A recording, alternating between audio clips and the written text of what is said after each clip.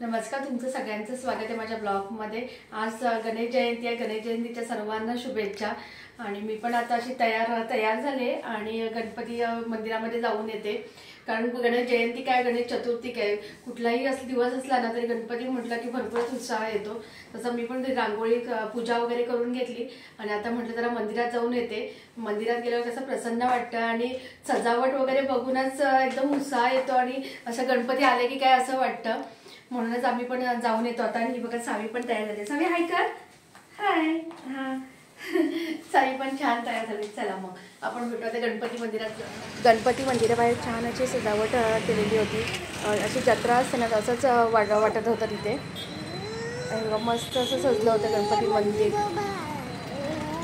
Balloon वगैरे भरपूर असे होते।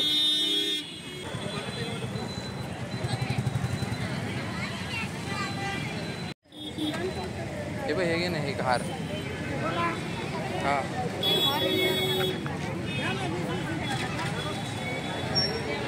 सावी इकडे।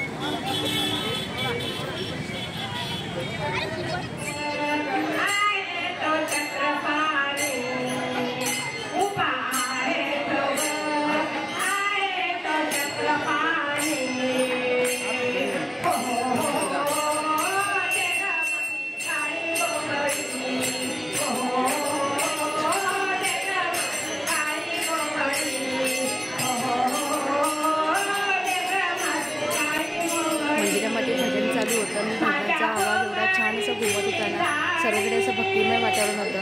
होम चालू होतं, होमाचा धूर सगळीकडे पसरला होता आणि माणसांची गर्दी पण होती। म्हणजे इतकं छान वातावरण होतं ना गणपतीचं, मस्तच वाटत होतं। काही दिवस एकदम प्रसन्न वाटत होता। इतकं छान वाटलं।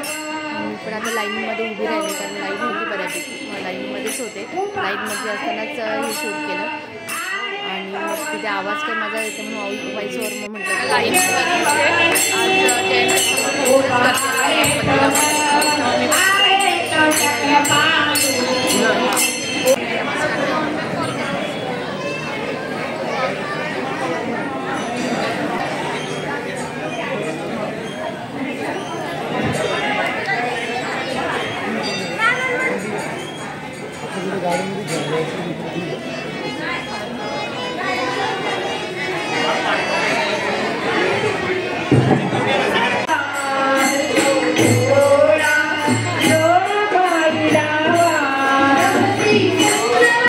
गणपती मंदिर हे आतून गाभाऱ्यामध्ये असं सजवलं होतं आणि एकदम प्रसन्न वाटत होतं।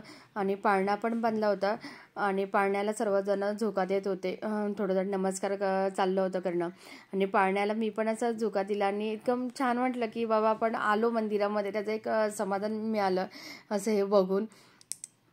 म्हणजे घराच्या बाहेर पडल्यानंतर ना एक असं आनंदच वेगळा होतो मंदिरामध्ये गेल्यानंतर।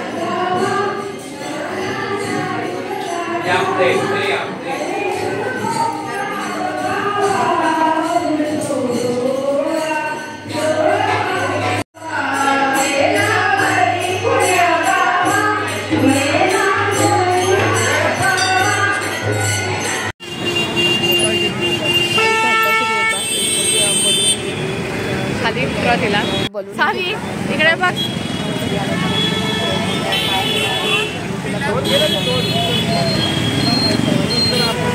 छोटीशी बघा रांगोळी एकदम घाईघाईत काढली। एवढा वेळ नव्हता मला, पण पटकनची रांगोळी काढून घेतली आणि सावीला म्हटलं की कोणासाठी बलून आणि तू खेळत बस। मग तिने खेळायला सुरुवात केल्याबरोबर मग मी देवाची पुन्हा संध्याकाळची एकदा पूजा करून घेतली।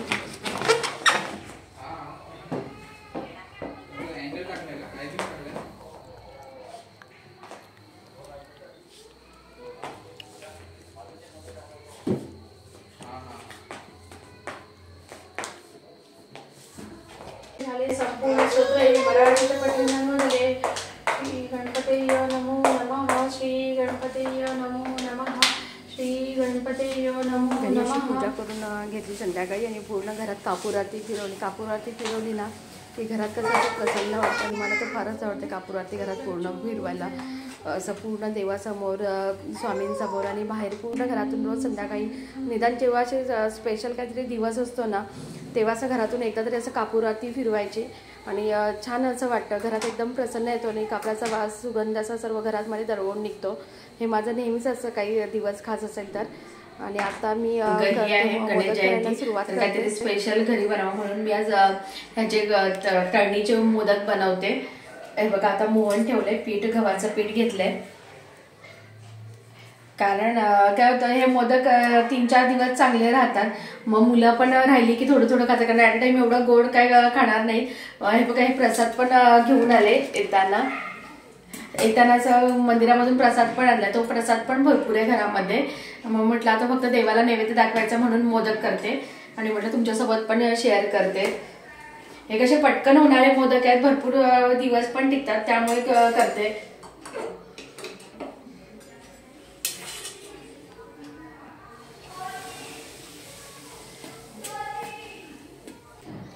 मोहन टाकलं ना की बाहेरचं आवरण काय असं थोडंसं असं क्रिस्पी हे होऊन जातो, मऊ वाटत नाही खाताना वगैरे. ते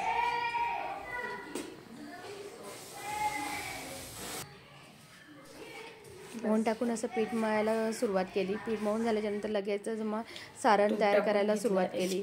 तूप घेतलं आणि मग किसलेलं खोबरं टाकलं, गूळ टाकलं त्याच्यामध्ये आणि छानपैकी परतवून घेतलं त्याच्यामध्ये. बघा एकदम मस्तपैकी असं हे करून घेतले.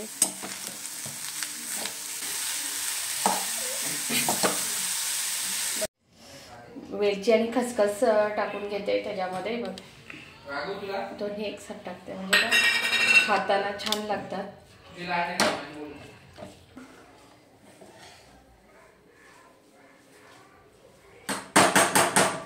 सारण चाललंय आता हे करायला. पीठ पण चांगलं मऊन झालंय. आता त्याच्या पुऱ्या करून मग त्याच्यामध्ये सारण म्हणून मोदक करते.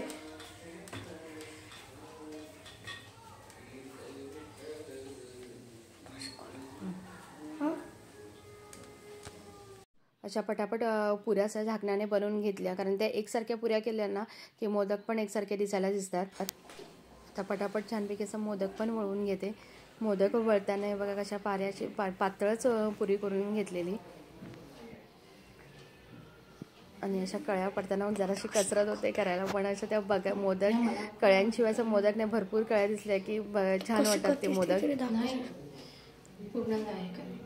पूर्ण तो आणि मोदक दोघी येते. हे बघा माझं पण आता कसरत चालू आहे आणि मोदकाची तयार करून तयार करते. हे कसे मोदक पटकन पण होतात आणि मुलांना पण आवडतात हे मोदक. म्हणजे त्यांना आनंद घेतात. 2-3 दिवस राहतात ते चांगले. मग मोदक संपेपर्यंत मोदक संपले का मम्मा मोदक संपले का असं त्यांचं चालू असतं, आहेत का म्हणून मग हे मोदक बनवून ठेवते. कारण आज फारच गोड झालंय घरामध्ये. प्रसाद वगैरे भरपूर गणपती मंदिरातून आणलेला होता. माझाच कॅमेरामॅन मध्ये मध्ये बोलते त्यामुळे समजून घ्या. माझे सर्व मोदक नाचे बनवून झाले आणि आता मी सर्व डीप फ्राय असे त्याला करून घेते तेलामध्ये. तेल थोडंसं चांगलं गरम होऊ दे, मग ते तळून घेते. आणि सोपे हे मोदक बनवायला. आपला मी तळून घेते मोदक. त्यालाच दाखवतोय.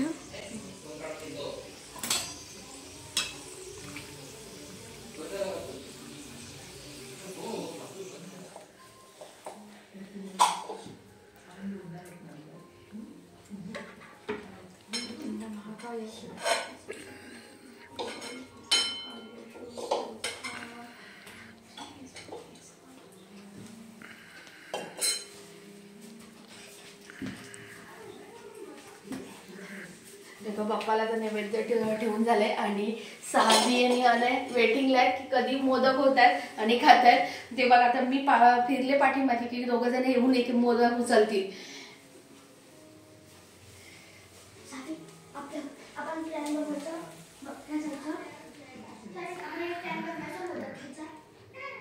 झाला तर स्वयंपाक पण झाला. मी आज पनीरची भुर्जी आणि खिचडी भात आणि मोदक असा आजचा साधा स्वयंपाक होता. अशा म्हणजे एकदम साधे असे तळणीचे मोदक जे 3-4 दिवस चांगले टिकतील असे केल्याने बाप्पाला पण नैवेद्य दाखवून घेतला.